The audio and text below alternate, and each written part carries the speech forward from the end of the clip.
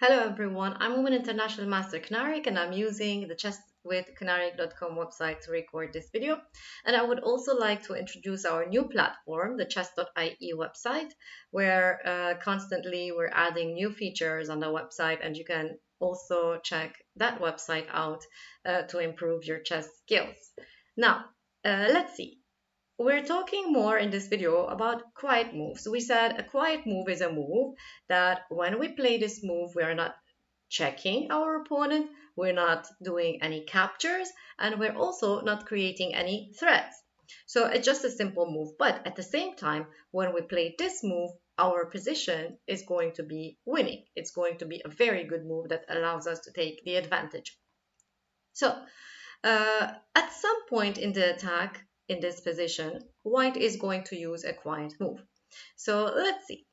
Here, if we analyze this position, we can notice that black's g7 pawn is not there anymore, which means that the king is vulnerable. And since our rook has already moved to the e3 square, we can just directly move definitely to the g file. So that would be my first, let's say, move to think about. Moving my rook to the g file, pinning the bishop to the king, creating an absolute pin. Definitely that would be the first move that I think about here at this position, and most of us will be thinking about it. Another reason that we should definitely do this pin, because otherwise black wants to capture our rook and also the other rook behind it. There is a skewer here, and we will lose material if we don't. Of course, it's still very dangerous for black to also remove the bishop from the g file, but all problems will be solved definitely if we play our rook to, we move our rook to g3 and create the pin on the g file. So now, whenever we're thinking about moves that we want to play, it's definitely very useful before we play our move, when we are in the initial position. When I'm thinking to play the rook to g3, yes, it looks like a very good move, but it's also very important that we think of what would be my opponent's best way to defend, what would be my opponent's best move in that position when I play rook to g3, because maybe rook to g3 looks very good, but when I think of it, after, let's say, giving the turn to black and the best defending move that black can play, maybe after that I'm not going to have a good attack. And so maybe from the beginning I shouldn't have played rook to g3. So it's very important to also try to find the best move your opponent can play to defend in any specific position. So we can see here that if we play rook to g3, since our threat is going to be pawn to h4, winning the bishop, a defending move cannot be, let's say, if black tries to unpin the bishop and moves away to the h file with the king, let's say king to h7 or king to h8. This is not going to be a serious way to defend for black, because now, okay, black is moving to another pin here. The pawn on h6 is pinned, which means that pinned pieces, they are not good defenders, which means that we can just simply capture the bishop that's on g5 and win material. So going back, rook to g3, definitely the king is not moving, and pawn to h4 is a serious threat here. So the only other way that black can try to avoid losing the bishop is try to play queen to g6. This would be the best way for black to try to defend, because at the same time, here, black is offering to trade queens. That would be good for the side that is defending in chess. So if we're attacking, usually we would like to keep our queens, while if we are defending, we would like to trade queens, because with the queens off chessboard, the attack is going to be much weaker.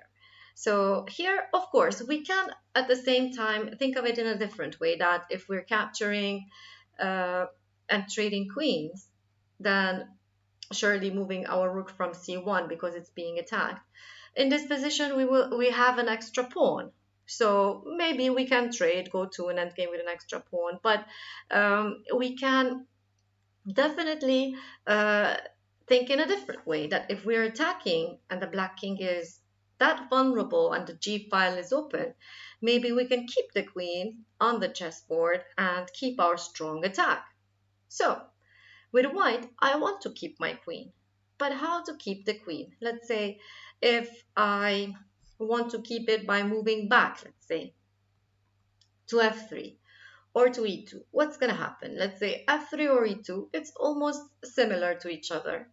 What will happen? Again, my threat, I have a very serious threat, which is pawn to h4. But what will happen is that here, black might decide to give up the queen and capture two rooks instead. And that will be fine. Let's say black is going to capture the rook on c1. And when we capture the queen, black is going to capture the second rook. So that's two rooks for the queen. Now, I'm not saying that this will be winning for black, but it's definitely going to be not so good for white. We were in an attack, we were trying to win material, and suddenly here we're going to play in a position where the material, there is a material imbalance, and probably we're also losing this pawn on b2, and otherwise maybe we need to move to the g file and try to attack the g6 pawn. Okay, so this will be a game where we will have to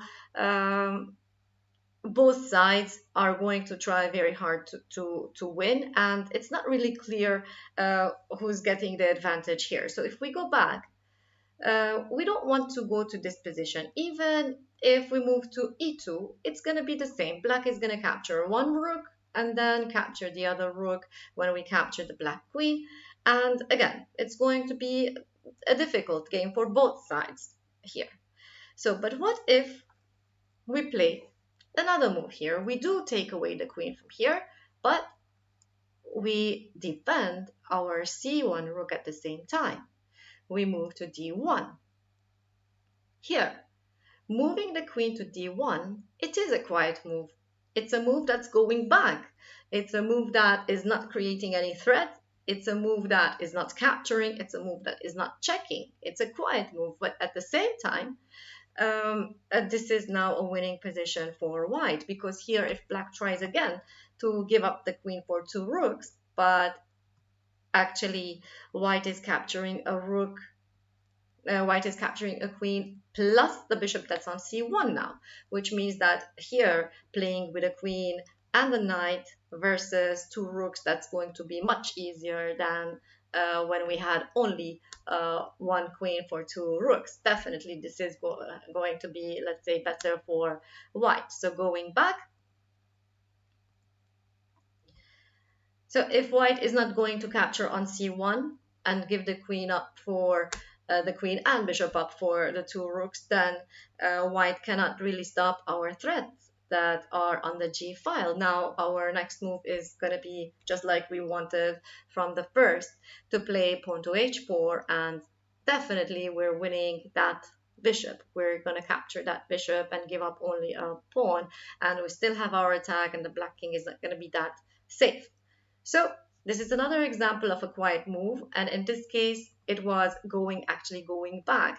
Seeing moves where we go back with our pieces is not so easy in chess, and especially in the middle of an attack, to take your queen and take it back to its original position. It's really interesting to see that such a move will be the winning move in an attacking position.